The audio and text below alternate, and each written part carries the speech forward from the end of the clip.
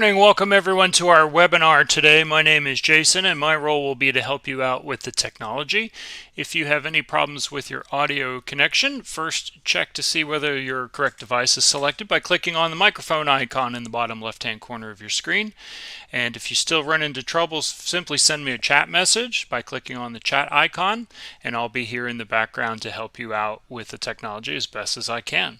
Our session is being recorded today. The recording will be available on the YouTube channel as well as the previous recordings of this series, so be on the lookout for that. We have an interactive session today, lots of things for you to learn about as well as lots of things for you to participate in, so we encourage you to have a microphone available, a webcam, so we can hear and see you during the Q&A time, and feel free to pop in any questions top of mind in the chat window as well, and myself or Erica will be on the lookout for that.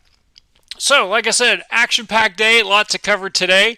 And so with that, let me go ahead and bring Erica up on the stage and we'll get this thing rolling. Great, thank you. Welcome, everyone. Welcome to Advocacy by the Book, Financial Management Basics for Chicago's grassroots groups that engage in organizing or policy advocacy.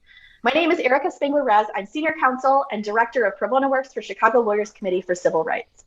Chicago Lawyers Committee works to secure racial equity and economic opportunity for all. We envision a future where all residents, regardless of race, gender, or socioeconomic background, have equal access to jobs, homes, education, and opportunity. We provide legal support through partnerships with the private bar and collaborate with community-based groups to craft and implement community-based policy solutions that advance civil rights. We use the full range of legal tools, impact litigation, direct services litigation, policy advocacy, and non-litigation legal assistance to mission-aligned organizations and community education programs like this one to advance our mission. You can learn more about our work and to request legal support for your organization by visiting our website, www.clccrul.org, and we'll put that in the chat. I do want to thank the Woods Fund, Conant Family Foundation, and the Field Foundation for supporting Advocacy by the Book. This educational series is really to build capacity for community organizations. I do want to thank our pro bono partner, BDO FMA, for co-sponsoring this session on financial management basics. Recently, there have been increased opportunities for many new or smaller organizations to build capacity and strengthen their advocacy, and it also comes with challenges. This seminar on financial management basics is the third in our Advocacy by the Book series, and the purpose of these webinars will provide information to leaders in newer and smaller community-based organizations, help them understand and manage their legal, financial, and operational issues. Nonprofits need to have good financial policies and procedures in place in order to satisfy funders, comply with IRS requirements, avoid misuse of funds, or even embezzlement. Our format today is mostly a presentation with a breakout session. The webinar is participatory, and we're here to answer your questions, which you can type into the chat window, and we'll be happy to pose them. For the breakout sessions, we encourage you to turn on your microphone and webcam to fully participate. So with that, I'd like to introduce our presenter today. Dana Britto is the Managing Director of BDO FMA, formerly Fiscal Management Associates. She has over 14 years of experience providing financial consulting and capacity building services for nonprofits and foundations. And I've had the pleasure of working with Dana in the past legal clinics and financial clinics, and I am grateful for Dana coming here today to share her expertise. Thank you again, Dana. I'm going to turn it over to you. Thank you so much, Erica, and good morning to you all. Pleasure is all mine to be here this morning. Again, my name is Dana Britto. I'm the Managing Director that oversees the Chicago-based Midwest team for BDO FMA. Just a little bit about, for those of you who are not familiar with FMA or BDO FMA, we've been around for about 22 years, coming up this December, and we work very exclusively with nonprofits and foundations, all with the goal of strengthening financial management systems, processes, workflows, and strategies. So we do that in two ways. We have an outsourcing arm that does your more traditional accounting and bookkeeping, and then we have a consulting and advisory services team, which is the team that I most directly support, through which we provide capacity building and technical assistance, usually in the form of group trainings as well as some one-on-one engagement work. And so, like Erica mentioned, I've been working with and for nonprofits for the past 15 years, mostly in the capacity building space and mostly in the financial services space. And so very much looking forward to bringing some of those experiences and best practices to you all today. But before we dig into some of the content, really more interested in learning a little bit more about who's on the call today, just to help ensure that we can best structure and focus the content and the conversation. So we have a couple of polls for you. So the first one is really just trying to understand your organization type. So if you take a moment, fill out which of these 4 choices best describes who you are as an organization. Take another couple seconds or so. Looks like we have a few more people. And we can go ahead and, yeah, maybe a couple more. Perfect. So it looks like most of you are 501c3s. Perfect. So I think there'll be a lot of content that for sure is pretty relevant to you all. And we'll also be addressing these issues as they relate to those who may be fiscal sponsors, fiscal sponsees, or those of you who may have a C4 affiliated arm as well. So then let's get to know you even more. So how long have you been in existence or in your current legal form? Pick which option, again, best describes you. Give folks a minute or two to respond here.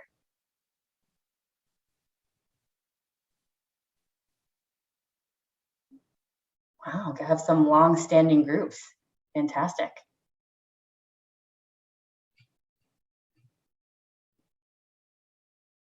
All right. Another second or two for some final responses. I think we can go ahead and close it. So it looks like the majority of you have been around for quite some time. This is great. And then a few of you between 3 and 10 years, and then under 3 years as well. Fantastic. And so one last poll, just to again understand who you are. What is your organization's budget size or most current budget size based on your current understanding? So we have options all the way from under 100,000 all the way through above 2 million. So which one best describes your organization?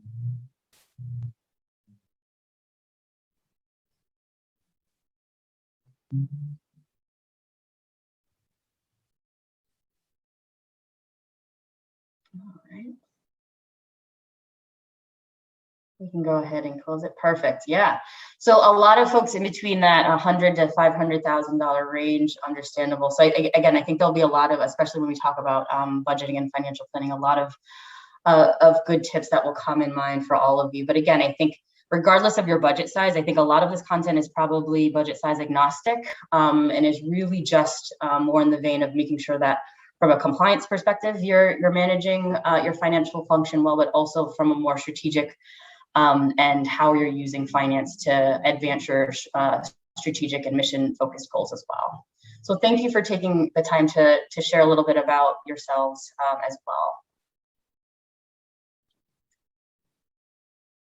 So I think, obviously, as Eric had mentioned at the top of the conversation today, one of the biggest goals around why we're here is really talking through some of the basics around financial management. But I think it's really important just to ground us in what we need when we talk about and when we say financial management. So here at FMA, when we think of financial management, we think of a core strategic function focused on the central question of how best to use limited resources to carry out an organization's mission.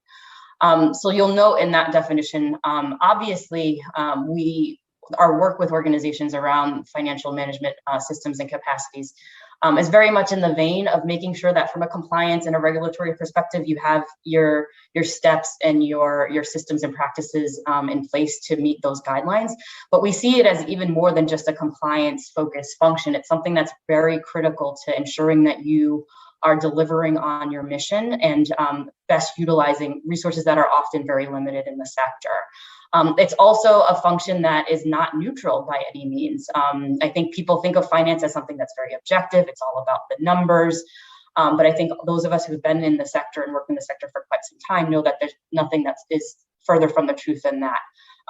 because you are making very targeted choices around where you are putting your money in the context of financial management. Being cognizant about how financial management is very much communicates and portrays your values, and keeping that values focus in mind, and making sure your practices as an organization and your strategies around finance sort of reflect the values and mission related goals that you have as an organization. So it's more than just a compliance focused function. It's something that is very core to your identity as an organization and your ability to meet your mission driven goals. So when we think about financial management and where it shows up, I think one of the places that we really zero in on are the roles of executive leadership or management, as well as the board of directors. And so I think as it relates to the board of directors, I think there's some very high level fiduciary roles that are definitely associated with the board. So duties of care, loyalty, and obedience are essential in the context of your board. And so essentially what that means is the board acting in the best interest of the organization, is not taking a self-interested angle, things like conflict of interest, for example, and making sure that there is not, the board isn't utilizing their board position for any personal or individual financial gain. And from those high-level fiduciary responsibilities are these more delineated responsibilities around finance that you're seeing on the screen. So between board and management, the board, I think, is a little bit more focused on being strategic, or should be more focused on being strategic thought partners around finance. So thinking about financial goals, thinking about, what does our reserves and our liquidity need to look like? What are our biggest risks as it relates to our business model?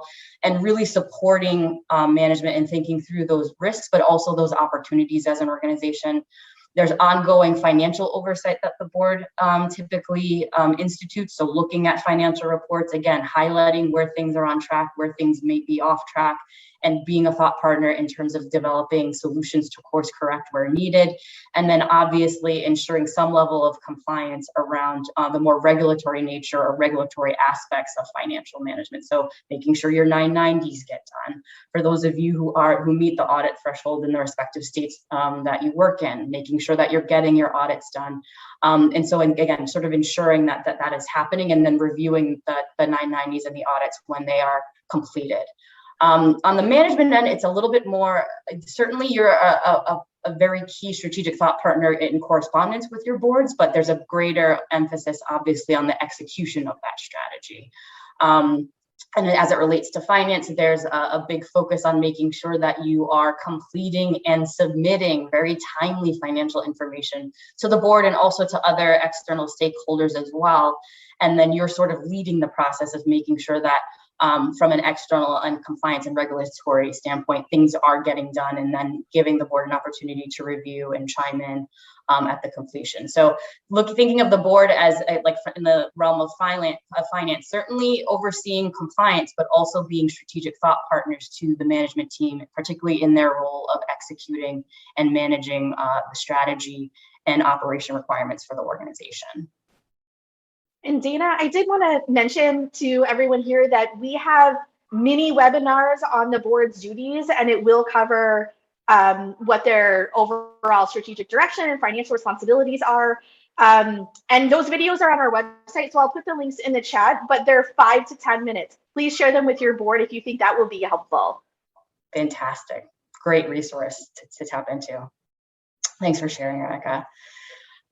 So I think when we think of some of the central tenets of nonprofit finance, I think, and again, for a lot of you had indicated that you've been around for quite some time. So I think this is something that you may be very familiar with, but this concept of restricted funds is a very central tenet to really being able to understand some of the nuance around and behind nonprofit financial management, and to make sure that you're really keying in on what the implications of restrictions are, and are within those parameters and restrictions, managing those funds well in the context of your own teams. So again, just to really reiterate what I mean when I say restricted funds. So typically, and again, according to GAAP and FASB standards, There's really two types of contributions that impact nonprofit organizations. So the first being contributions without donor restrictions. So that's most commonly what we refer to as general operating funds. So they're typically very flexible. There's no very clear restrictions or requirements or stipulations around timing or purpose of those funds. With funds without donor restrictions, you can self-designate. So if you have an influx of funds without restrictions, you can designate them to be in the form of maybe a board designated reserve that's really there to help ensure and manage cash flow, or it can be designated for a specific program to invest in innovation and any type of investments that might be necessary before that program is able to generate revenue to cover the full costs. So you can self-designate any funds that don't have donor restrictions, but if for funds that do have donor restrictions, those must be imposed by someone outside of the organization. So again, we're not talking about a board designated reserve per se, but if there is a grant that you get that has to be restricted for a specific program, project, or time period, or something that's restricted in perpetuity, so like an endowment that basically spins off interest that you can use to cover operating costs year over year, all of that falls in the realm of donor restrictions. And so a lot of funders give that money, and there's a lot of funders that give pretty substantial grants that are restricted. But again, being very clear about what you can and cannot use that funding on is very clear. Again, is very important, not just in the context of maintaining good relationships with external funders, but also about ensuring that you are building optimal systems and management and monitoring of funds, and are using them in line with funder requirements as well. So when it comes to managing restricted funds, I think this triad that you're seeing on the screen, I think is extremely important. So first, zeroing in on the relationship between finance and fundraising. For those of you who use distinct systems in terms of an accounting system and a CRM or donor management system, very often how funding is entered into both of those systems can look and can vary pretty significantly depending on what systems you're using. On the fundraising end, restrictions are often less important or less clear within those databases. And so they're really just looking at who's raising what and from whom, and looking at total amounts. Whereas in finance, obviously, like I just said, we have to pay a little bit more attention to the availability and accessibility of that funding and where restrictions come into play. So fundraising and finance definitely coming together, if you can, on a monthly basis or at minimum a quarterly basis, just to reconcile those sets of information. And then on the programming end, particularly as it relates to restricted funding, bringing in management or leads of program at certain intervals of the year, again, monthly or maybe quarterly at the very least. Because if you, particularly for time restricted funding, if you have 1 year to spend down $100,000, but the program staff doesn't know that you have actually $80,000 left with 2 months left of the fiscal year, that doesn't give a lot of time for proactive pivoting or course correction or time to spend down this money that is only available for a very limited amount of time.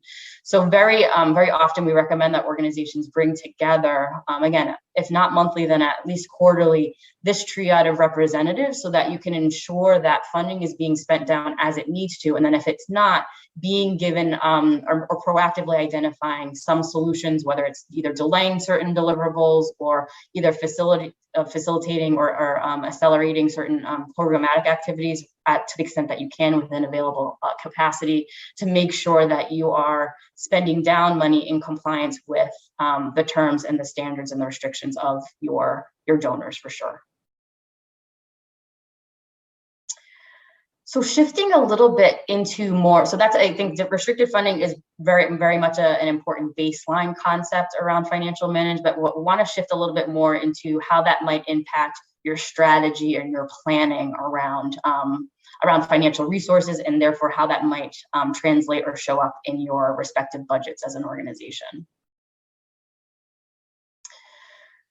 So when we think of a budget, very often where we start with organizations is this descriptor. So a budget being basically, it's an action plan stated in dollar terms.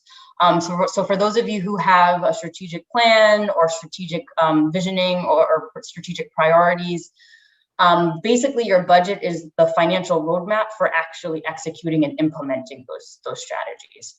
Like I mentioned before, because a budget requires you to make choices around where and how you'll be spending your money, please do not take for granted how much your budget is a tool that actually communicates and expresses your organizational values. So if particularly for those of you who are tackling issues around equity and wanting to enforce and implement more equitable practices, both internally and externally, thinking about how you're managing and proposing resources for those equity initiatives is again a very clear and a very clear statement and very clearly connected to your organizational values as a team. And then hopefully, and we put a lot of emphasis on this at FMA, hopefully the budget is not something that just happens and is generated from your lead finances desk or computer. Ideally, it does involve a team that includes your executive leadership, functional leadership across programs and operations and fundraising and development, and then of course the board being strategic thought partners around making sure that the goals that inform the budget are very clearly understood. So again, I think bringing in and thinking through, and even though for those of you who are relatively small, thinking through who should be at the table in building your budget is very much an important part of making sure that that budget is grounded in reality and is actually a useful and helpful document for you as an organization. So usually when we start with or think about budgeting, we really encourage organizations to start with the expense side. And again, I can understand there may be certain circumstances where starting with revenue might be just necessary based on available resources. But I think really having organizations think through what it takes to do the work and to do it well and to understand those costs before thinking about what's already in the pipeline in terms of grants or revenue helps organizations be really honest about what the true costs of their work are, which is why we usually start in conversations around budgeting with the expense side. And when it comes to expenses, there's really, there's a couple ways to look at them and to splice them and categorize them. One of the first ways being this distinction of natural versus functional expenses. So natural expenses are basically just what you're spending this funding for, or the nature of what you're spending the funding for. So it's usually the accounts in your chart of accounts. So salaries, rent, utilities, supplies. So it's the specific expenditure and the nature of that expenditure, while a functional expense is more, when we're referring to functional expenses, it's more about how you're spending that money and the type of activity and or function within the organization that that expenditure is supporting. So for those of you who get audits, the key functional categories you'll see in your audit is usually program, management in general, or administration is the other term for that, or fundraising. So it's basically that the key activities or departments that that expenditure is supporting is basically what we're talking about when we refer to functional expenses. And so what you're seeing on the screen is a sample of what we call a program-based budget. So you're seeing each of the functions in the columns from left to right. So you're seeing two programs on the left, and then management in general, or M&G, or again, admin is another term for that column, and fundraising more on the left. And so management in general and fundraising are also what a lot of funders are referred to as overhead, so everything outside of your program side. So you're seeing the natural expense categories, and again, as much as possible, having these match your chart of accounts so that easy uploads of your budget can be facilitated. And managing budgets throughout the year can be done as much within the accounting system as possible. So you're seeing the natural expenses, so the type of expenses here, and then the functional areas that those expenses support across the top. So the other way that we like to think about expenses, particularly when you're thinking about budgeting for programs, is this really critical concept of specific versus shared expenses. So when we think of specific expenses, and again, another term you might want to connote with that is our direct expenses. It's basically those expenses that can be specifically assigned to either one exclusive program or maybe a couple of programs. And it's those expenses that are spent directly on those programs or functions. So biggest or most common one being, particularly for those of you with program staff, are spending a lot of time directly on program. So the portions of person's salaries that are spent directly on that program are a direct expense. You can also have direct expenses for admin and fundraising as well. I'll talk a little bit about this in a bit, but like for fundraising, especially if you have events or holding events, those you can consider expenses that are very specific to fundraising. So not necessarily specific to a program, but specific to your development and fundraising capacity. The other type of expense that we spend a lot of time talking about with clients is this concept of shared expenses. So think of shared expenses are those types of expenses that are shared across the organization that different functions, different programs utilize and need across different program areas and departments. The most common one being things like rent and office supplies. And we'll talk a little bit about how to think about approaching allocations and how to consider different methodologies for how to do that. But thinking about shared expenses is, again, it's not understanding the true cost of your programs relies not just on understanding the direct cost, but also on understanding how your programs influence and utilize things like rent and office supplies and things that are shared across other areas of the organization. So going back to our budget framework, when you're looking at these same types of expenses that we were looking at before, the more specific expenses, so the direct expenses that are attributed to each program are really listed here. The categories, or again, some of the most common categories for shared expenses are here. And you'll see that the organization spends a total of $32,000 on rent, but we've allocated it across each of the programs by, again, full-time equivalent or staffing data, which I'll get a little bit more into in a bit. So again, it's sort of figuring out which of your expenses are shared across each of your programs and departments, and then figuring out the right methodology to use to make sure that you have a pretty accurate, reality-based method for allocating those expenses across different programs and functional areas. So like I mentioned, you have specific program expenses, a lot of which were included on the last slide. You have shared expenses, and then you also have expenses that are very specific to management in general and fundraising. And so to give you another example of what that could look like here, some of the specific expenses just for administration and fundraising are here in this blue box as well. So like I mentioned, event catering and event space rental is very specific to activities that are generated and operated by the fundraising team. So that's why we've had them listed here. But up here, we're also listing and being very clear about the amount of time that your executives and also your staff spend explicitly on activities that are either tied to programming or to the fundraising or natural oversight of the organization. So being very explicit, again, and understanding how you're spending your time is really, really important when you're thinking about specific versus shared expenses, and particularly at the leadership level, really thinking about between fundraising and program oversight and just general management and board relationships, oversight of and strategic planning, where you're spending your time and making sure that those costs are reflected within your budgets for sure. So like I mentioned, particularly as it relates to shared expenses, there's many ways that you can think about allocating these. I think the most common is by staff or full-time equivalents or FTEs.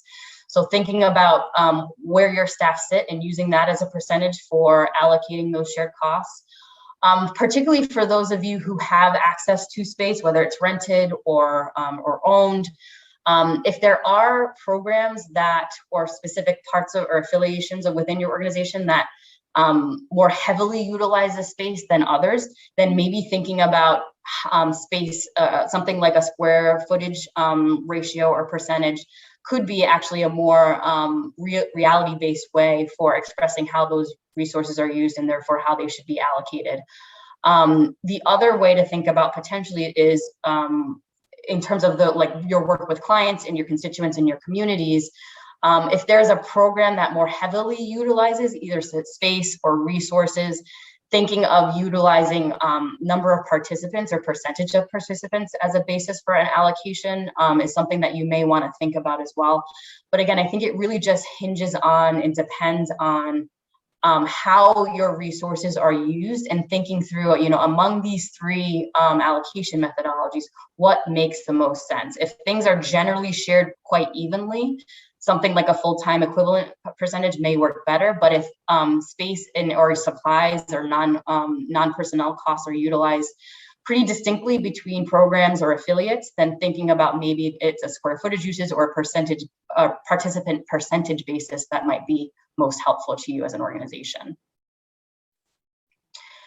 So for those of you who have a C4 affiliate, very often and most commonly, we see organizations that are sharing resources between their C3 entity and their C4 entity. They're sharing staff time. Very often they're sharing systems and infrastructure and IT, and very often they're sharing office space as well. So for those of you who, and so I think Erica, maybe you might want to have or share some insights on this, particularly as it relates to the C3 and C4 arrangement. Yeah, thanks, Dana.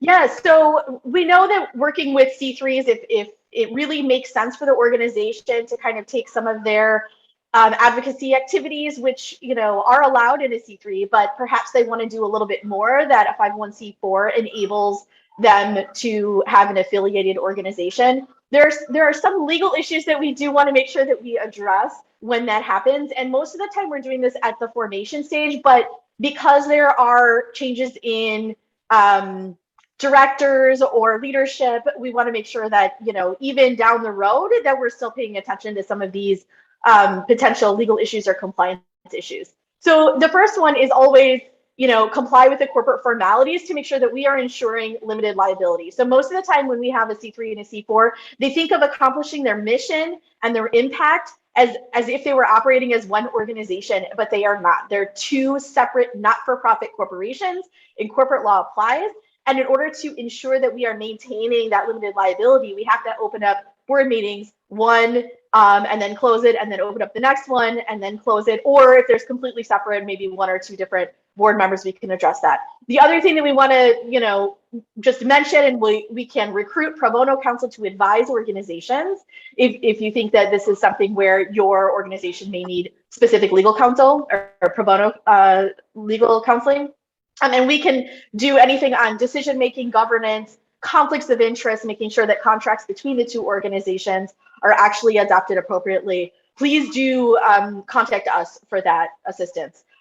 The other legal issue that we kind of want to make sure that it kind of goes to safeguarding the exempt status is making sure that if one organization is contracting with the other, that it is for fair market value. And Dana will go in a little bit later about how we kind of determine those methods. But typically, when we see this, we're looking at a C3 that needs to be paid fair market value for the C4, conducting any kind of services or activities, or maybe even consulting. And the C3 really needs to make sure that it is furthering its own charitable mission. And that goes to safeguarding the exempt status. We want to make sure that the C3 is not taken advantage of for its exempt status and for its ability to get the tax deductible donation. So all of these things come together, and we really kind of think of those as we have this, we kind of really dive into what those things are. And then what we want to do is have a written agreement. There's three agreements that are typically used in this situation. The first one is a resource sharing, or sometimes it's called a cost sharing agreement. And so when Dana had mentioned those three different areas, it's usually there's staff, there's usually some shared employees, usually there's maybe some shared equipment, like they're both using the copier, and then there's shared space. So however it works out for the two organizations, maybe they have an ED who's splitting the time, and we kind of talked about in the first webinar about how we need to keep timesheets and things like that. But also there may be some common space that's used by both of those organizations. So really having that resource sharing agreement or the cost sharing agreement will cover how the one entity will pay the other entity. Maybe it's a monthly basis, maybe it's for a specific project. Sometimes it will incorporate what is typically included in an independent contractor agreement. It is possible that perhaps the situation, after reviewing all of the facts and understanding, which is what our pro bono attorneys can do, is reviewing the situation and say, you know what, maybe what we need is the executive director of this C3 to be an independent contractor for the C4. And maybe based on all of the facts and circumstances for what this is, that's a better arrangement. Otherwise, we can kind of include an independent contractor agreement, those terms within a resource sharing or cost sharing agreement. And then finally, because of that space sharing, it's less of an issue, although there's property tax exemption issues when a C3 owns the building or facilities. But most of the time, our clients, the 501c3s are renting, and so there's a commercial lease, and it's possible that they're, based on the lease that they are in, they are required to notify the landlord. So if there's a sublease that's separate, that the landlord needs to have either notice or approval.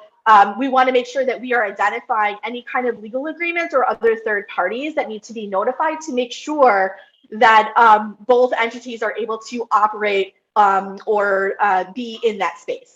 So I think those are like really at a high level, and I do want to encourage you to please contact us, because these are legal issues where you can have these conversations, but we really want to make sure that you have pro bono counsel representing your organization as you draft these agreements, get them in place, make sure they're adopted according to a conflict of interest policy, if there are overlapping board members.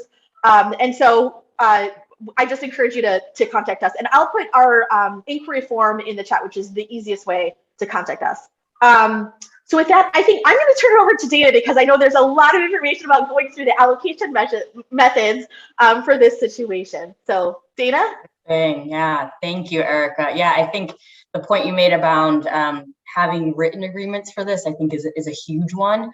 But again, I think really starting with the process of identifying and being very clear about what costs are shared between the C3 and the C4, and taking that step back first is really important. Because again, I think, and Erica had alluded to this before, you could run into a situation where you have a C3, are running 2 programs out of that C3, and then also have an affiliated C4.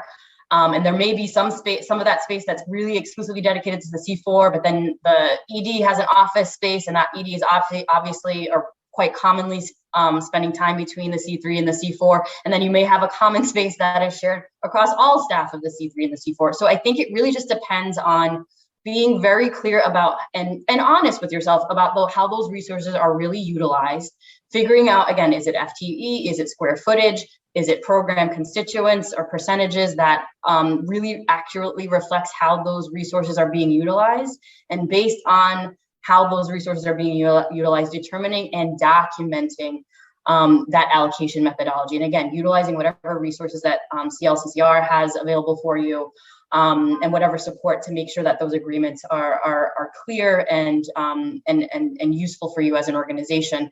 And then I think, again, Erica also mentioned this too, and it sounds like you had talked about it in prior webinars. Really be, as particularly in the cases of where you are using FTE and staffing to directly inform your cost sharing agreement and how you're sharing costs, making sure that you are monitoring and tracking time, and using that to help determine and influence where and how costs are allocated, particularly when you're using staffing as the basis of your allocation methodology as well. So Dana? Yes.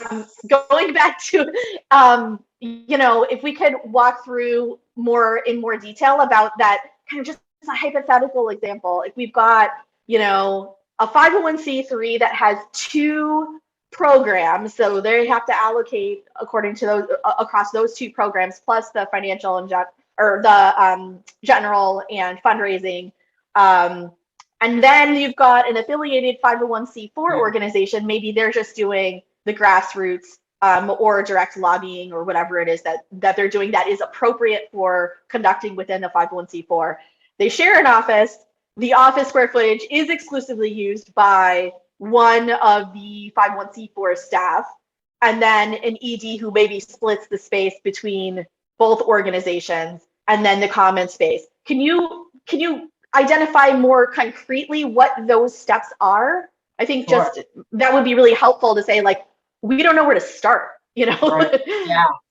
So I would say, sort of going back to, I think, the first group that you mentioned. So in the case where there's a specific space that is very commonly used or equitably used between the C3 and the C4. On the C3 side, starting again with those columns, understanding, again, maybe applying a full-time equivalent percentage based on your programs, and then based on management in general and fundraising on the C3 side. And then again, thinking of the C4 as, okay, if it's being allocated equitably and we're using full-time equivalents, applying that C4 full-time equivalent percentage to that space as well. Again, if there's a portion of your space, and if it's the same office space, it can be a little tricky, but if you have a specific space that is utilized specifically for the C4, making sure that your budget for the C4 reflects that very clearly. And again, it can be based on square footage. And again, if there's a room that is used exclusively for that C4, then I would say utilizing square footage and applying that to that space, or the cost for that space, is critically important.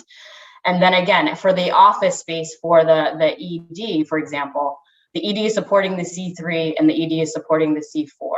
So of that, when you're looking at the total cost of that specific space, the ED is, again, providing some oversight of programming on the C3 side, some oversight of the management in general and fundraising on the C3 side, but also on the C4 side is overseeing that as well. So applying again, that full-time percentage, or what they represent in terms of your FTE equivalent, to that space to make sure that it's reflected as accurate. So it's really just sort of peeling back the layers, making sure on the C3 side that you're reflecting what's going towards programming versus general management in general and fundraising. And then on the C4 side, thinking about how that space is actively used. And then again, if you have portions of that space that are very specifically tied to the C4, making sure those costs are reflected under the C4. Great, thank you. And I'm assuming that keeping timesheets for those shared employees would help inform how we determine for the FTEs, right? Absolutely. To be able keeping timesheets for sure throughout the year, but then even when you're going into budgeting, ideally you would have some timesheet or time study data, but understanding how you're spending your time across each of these programs and entities is really helpful in even forming the budget. Never mind monitoring it after you develop the plan and the budget, for sure. That's great. Thank you so much. I'll let you go into financial reporting. No worries. And yeah, and if there's any burning questions that come up about any of this stuff, again, feel free to chat those in as well. So shifting to financial reporting, so you've gone through the process of building your budget, understanding expenses, obviously revenue as well. Now sort of shifting the discussion to how are you monitoring and your budget and managing your performance against the original budgeted plan. So when it comes to financial reports, we very often emphasize with organizations to be really clear about what the context is and who your audience is in that context. Because I think funders will obviously and typically do have, very clear and direct and specific questions and needs around financial reporting, whereas board members or internal staff may look at and ask and be focused on different elements of your financial health, and may have a different set of questions and a different lens through which they're looking at your numbers. So really having organizations and encouraging organizations to take a step back, think about who your audience is, and making sure you're formatting that information in a way that best suits their needs and their interests. And so using the board as an example, outside of a board treasurer or a finance committee member, sometimes seeing a full report from QuickBooks, eyes may glaze over, or that may be a barrier for interpretation, particularly if they're not a finance person. So thinking about ways to incorporate a narrative, or maybe something like a dashboard that has, a few graphs or pictures, or something that sort of democratizes the experience of interpreting your financials is really critically important. And using the audience and what the questions that they ask and their focus as a determining factor for figuring out how you want to present and communicate this information. The other key aspect is, again, making sure you're looking at reports pretty frequently. So those of you who are executive directors or represent executive leadership or finance leads, really you should be, or even I guess program leads and fundraising leads as well. Ideally, you're looking at that information or key components of that information on a monthly basis at least, if not quarterly, but I would say at the executive level monthly, and then figuring out, like particularly for your board, what schedule works. And again, I would say minimum for quarterly for boards, and then maybe more frequently for finance committees and treasurers. And then again, using that information to make informed decisions. So if you're far off course, or if you haven't raised, you're halfway through the year and you still have 80% of your goal to raise on a certain revenue line item, thinking about a plan B. So what should I adjust? What will I have to delay till next fiscal year? What other revenue sources can I really concentrate on to fill that gap, and using those numbers to build strategy and really inform decision-making throughout the year. So when it comes to reports, I think starting with the internal side, and again, when I say internal, I'm thinking about what you're sharing with the board and with your executive leadership team. This is usually a good place to start for organizations. We put a lot of emphasis on this budget to actual report. So again, seeing what you originally planned for the year and where you're actually at and how you're actually performing and what the variance is between those actuals and the original budget is really important. And really paying attention to really large variances, whether they're favorable or not, is really critical and important as it relates to managing your performance throughout the year. Ideally, you're also looking at a balance sheet or statement of financial position, as it's usually called within your accounting system, just to see primarily access to cash and liquid resources to help you plan and inform strategies and really manage risk going forward. The statement of activities, again, it's really just the actual portion of a budget to actual. So you can look at that on an organizational level or by an affiliate level or by program level to really understand what's driving the overall organizational consolidated results. And then cash flow projections, particularly for those who are cash constrained or who have sort of lumpy cycles in cash receipts, it can be really critical to look at your access to cash and to make sure that you're planning accordingly so that you know when you might need to tap into reserves, might need to tap into a line of credit, what have you. And then again, there's this management narrative that I talked about, particularly for people who do not feel comfortable with numbers or Excel sheets. This is a great way to help interpret the story and the why and the what behind the numbers is a really critical tool for that experience. And then again, I think the most common external reports that you'll hear about is, again, from a compliance standpoint, certainly the Form 990. And then again, for organizations who are of a certain size, and depending on where you are, the audit thresholds will look a little bit different in each state. But for those of you who are at the threshold in the respective states in which you're operating out of, also moving forward with a financial audit that's usually prepared by an external certified public accountant. So as it relates to fiscally sponsored project, or those of you who may be fiscally sponsored, again, the financial information that you're getting from your fiscal sponsor very much may depend on the practices and the capacity of your fiscal sponsor. But I think as a general recommendation, we would hope that you're able to get these reports on a monthly or quarterly basis. So just a summary of, again, profit and loss information or budget to actual information for the project over which you're overseeing. And again, if they can have a fund balance statement for you, which again, may just depend on the systems and capacity of the sponsor, just so you can see the resources that are left and available for you as a fiscal sponsee. Is huge. I think if you're not getting this information already, I think it certainly warrants a conversation with your fiscal sponsor. But Erica, is there anything else that you would add here around this piece and general expectations around reporting from a fiscal sponsor? Yeah. For the first thing is that we had that Advocacy by the Book seminar specifically on fiscal sponsorships and the legal issues and the provisions that you want to have in your written agreement. And so if you don't have a fiscal sponsorship agreement in writing, please do contact us to get that in writing. Because we can specify in the agreement what's the financial information that your project needs, and or negotiate with your fiscal sponsor about their capacity and kind of really understand what is going to meet the needs of both parties, the fiscally sponsored project and the fiscal sponsor's capacity and ability to do that. So if you need specific reports for your advisory board or maybe, other, management, then we can include that into the agreement. Anecdotally, I will tell you that, other than getting their own 501c3 status, the fiscally sponsored projects, the reason for termination when it's not just, we got our own 501c3 status or we're dissolving our project because we couldn't get it off the ground, which are very, very common.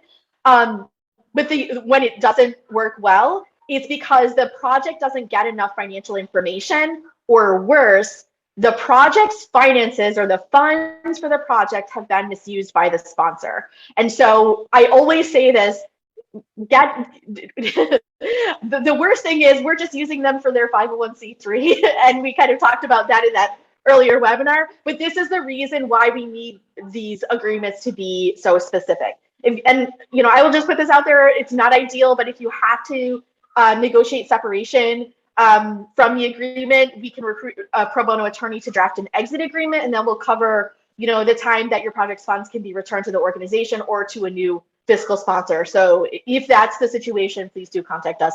Same link as before. And then we'll include a link to that previous Advocacy by the Book fiscal sponsorship webinar as well. So thanks, Dana. You can go ahead and take it away. No worries. No, that's fantastic. And I'm glad that there's that resource for that folks can lean on for sure.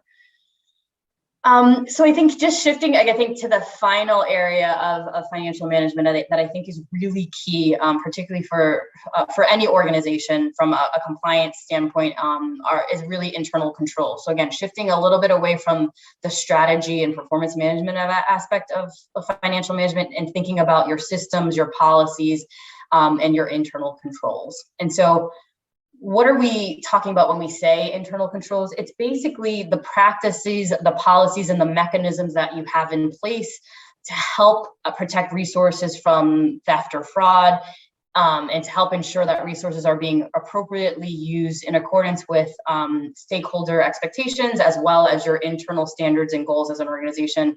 And it also, internal controls, assuming they are being effectively enforced and implemented, also help ensure your ability to produce readily available and accurate financial statements, which, as we talked about, are really critical to informing strategic decision-making throughout the year. So as it relates to internal controls, I think one of the central tenets to internal controls is just making sure that no one person performs all functions within an accounting cycle or has the ability to hide errors or any behavior that might be tied to theft or fraud. And so what I mean, or giving some very practical examples of that, are as it relates to purchasing and cash disbursements. The same person who's generating and cutting the checks should not be the same person who also has authorization to sign off or approve them. So on more of like the cash receipt side, ideally, again, it's the same person who is either opening the mail or recording what funding is coming in is ideally not the same person who's also in charge of deposits, because that gives an opportunity, again, either for checks to go missing or funds to be funneled into other accounts outside of primary organizational accounts. So I think for smaller organizations, I totally understand and cognizant of the fact that this can be really hard with very limited or small teams.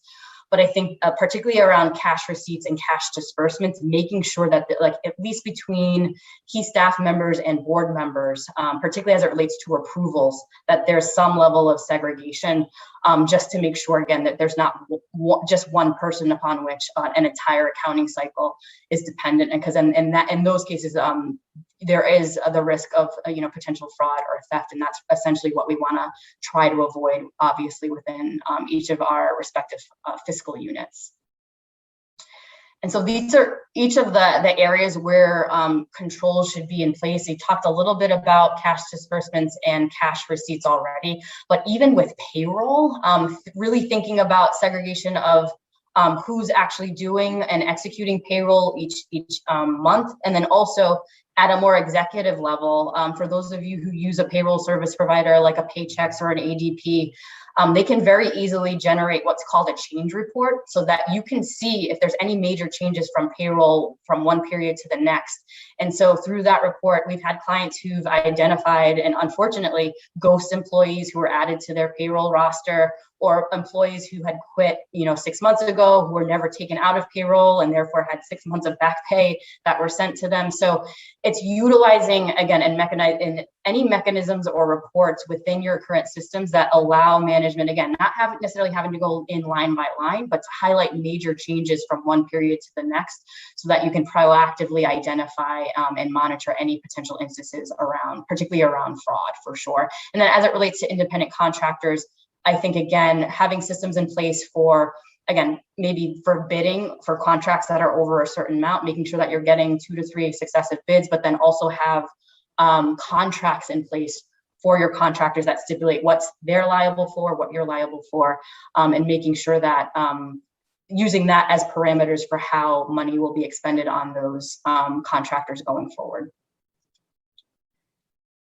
So we are at our breakout. Just want to pause and see. I don't know, Erica, if there's any burning questions right now in the chat. I do not see any. Great. So then I think we want to just sort of shift, give everyone a moment to pause. There was a lot of content, so we want to give you all an opportunity just to, again, to reflect on what you've heard, and then maybe take a chance to get to know other peers on this call and really talk through what steps would you like to take to improve processes around managing restricted funds, budgeting, reporting, and or internal control. So what steps do you want to take to improve any of the areas that we talked about? If there are any big burning questions around any of these areas, particularly as they relate to your own organizations, feel free to include those in the chat, and then if we can debrief on those really quickly when we come back. But I think at this point, just want to give you a chance to, again, to get to know each other, talk through how you would like to improve these processes at your own organizations. And I think we can come back maybe in about 10 minutes or so, maybe a little less, and we'll come back and do a full group debrief. Okay, so let me chime in here. Folks, I'm getting ready to send you off into a small group with about 4 or 5 of your closest friends that you haven't met yet, and you'll have the opportunity to learn from each other and work through these questions. So what I would encourage you to do now, maybe just grab a screenshot of these questions, or maybe if you're a fast writer, jot them down so you have an idea of the questions that you want to work through together in a small group. If there are any technical problems, you can click on the virtual hand icon. I'll see that, and I'll bounce into that room to help you all out. So with that, let me go ahead and get those started. All right, welcome back into the main room, everyone. As you start to get settled in, congratulations on a successful breakout activity. And with that, let me go ahead and turn it over to Erica and Dana. Thank you, ladies. Thank you, Jason.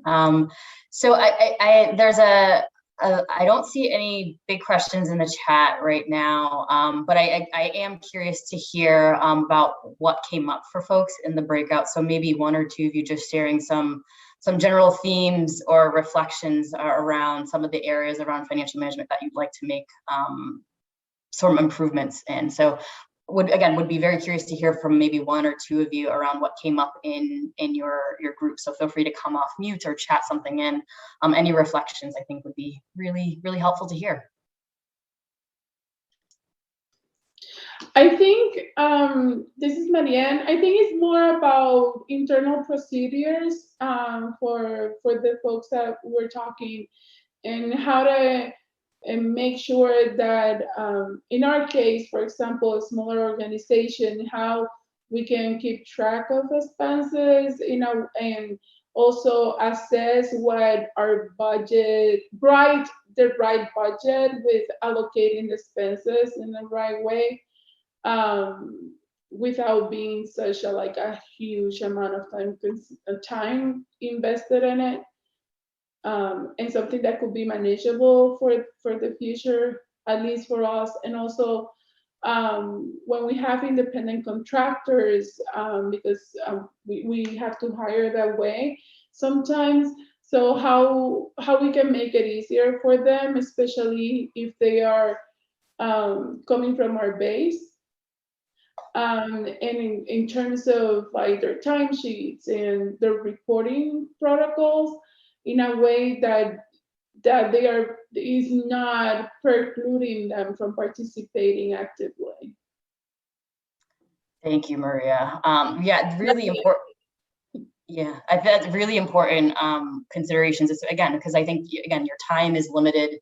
There's many competing demands. So what can be done to help streamline, I think, some of this stuff. I think as it relates, again, to tracking expenses, so putting timesheets aside just for a second, I think a big factor that I think organizations sort of take for granted around this is the importance of incorporating and entering your budget into your accounting system, because in that, once you do that, and again, for those of you who use QuickBooks, it's definitely possible. Other like systems like Intact and Fundeasy, same thing. You can upload your budget directly so that you're able to generate literally with the click of a couple buttons your budget versus actual, so that that live tracking can be done pretty effectively and in real time. I think as it relates to tracking time, this is always tough for organizations. But thinking about platforms that, again, are relatively cost effective, and relatively simple to use, like T-Sheets is a good system for those of you who are looking for more like online timesheets and aren't trying to pass around paper, which can be really hard in this remote environment for sure. And then I'll share a resource to, it's a similar budget format to what we've been demonstrating throughout the day today. But that actually gives you the opportunity to think about costs in more of an allocated way. And it has the formulas already populated into the sheet. So you're not having to manually say, oh, X% of my salary should go here and versus here, X% of our rent should go here or there. The program-based budget tool actually has a lot of that incorporated into it. So hopefully it will make sense. And then I think as it relates to independent contractors, again, I think just having a pretty standard boilerplate contract template that you can then adjust as needed.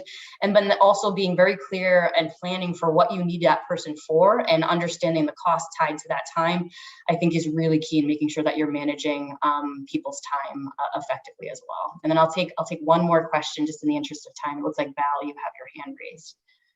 Yeah, I have a question about payroll. So what I'm finding is when a funder asks for a budget and we're trying to transition from paying me sporadically because we never had any money to now we have money, how to set up our fringe benefits without having to go through paychecks, because it's still not a lot of money and I will be the only person being paid. The configurations for that, it seems like it's a mystery. Yeah, and I think actually the budget tool that I'm going to send you, it demystifies that a little bit, because obviously like Fringe has as usually everything outside of compensation, right? So it's the taxes plus the benefits. Benefits might be straightforward, but if you're a small organization, but it's the taxes, like the FICA percentage. So like applying a standard 7.65 to your staff, I think it would be helpful. But the budget template that I'm about to share with you actually has some of that. So it will demystify that hopefully a little bit for you going forward. Thank you. For sure. Thank you, Val. So just in the interest of time, just want to again highlight some of the resources that I just talked about. So the budgeting tool that I talked about is available on this website, strongnonprofits.org. I think we're up to about 60 resources that are freely available, at no cost and ready to upload at the click of a link. So definitely encourage you to go there. There's webinars that are coming up that help walk through the sort of the architecture of the website, how to access resources, and then also troubleshoots and actually demonstrate some of the tools on the website, including the program-based budget builder. And then this is the program-based budget builder that I talked about. So you'll see that a lot of the formulas are already built in. There's a separate tab that you're not seeing on the screen, Val, that has a little bit more on how to calculate fringe benefits or everything outside of compensation to help guide that. But more than anything, very much encourage you to go to this website and check out the websites. As again, the resources are, again, they're free. FMA curates the resources and usually updates them on an annual basis. And then there's a lot of tutorials as well as YouTube videos that help go through some of these concepts, as well as how to utilize the tool. So definitely want to encourage you to head there. And then with that, I will hand it over to Erica to wrap us up for the day. Great, thank you so much, Dana. I did want to kind of include this picture, which is really just a screenshot of our website. So additional resources are at that nonprofit resources menu. It's on the sidebar. So I just point this out because sometimes people are having trouble finding it. We'll hopefully put it in an easier, like when we redo our website, we'll put it in an easier to find place. And then the other thing that I wanted to mention is I've included the link for requesting pro bono legal assistance. And so that's that inquiry form that I mentioned. So feel free to submit any questions or requests for pro bono legal support. I work with a lot of organizations that have not worked with attorneys before, don't have accountants, or even bookkeepers, so they're really starting out. It is okay to me if you don't know whether you have a legal issue or an accounting issue or a financial issue. Go ahead and submit that form. We will contact you, we will follow up, and if it's not something that an attorney would do, but rather something that an accountant would do, then we will certainly let you know. So feel free to just contact us. We may refer you to an accountant, but or some other consultant to work through some of these issues if we cannot help. So with that, I do want to just thank you so much, Dana, for coming on and sharing your expertise. I love working with you and BDO FMA. Thanks to Woods Fund, Conant Family Foundation for supporting, and the Field Foundation for supporting this educational series, and especially for our pro bono partner, BDO FMA, for sharing their expertise. We're going to email you a link for this recording and the Strong Nonprofits resources and the Board Fiduciary Duties resources. We encourage you to share this information with your board members, with other staff, particularly your finance and your fiscal sponsors, if it might prompt a really good conversation. In about a month, the final Advocacy by the Book webinar will be covering employment law for grassroots organizing nonprofits, and so that will include paying stipends to organizers or classifying employees. So look out for the registration information in your inbox in a couple weeks. And of course, we're here to support you, so feel free to contact us with any other questions at probonoworks@clccrul.org or submit that inquiry form on our website. Thank you so much for joining us today. Take care.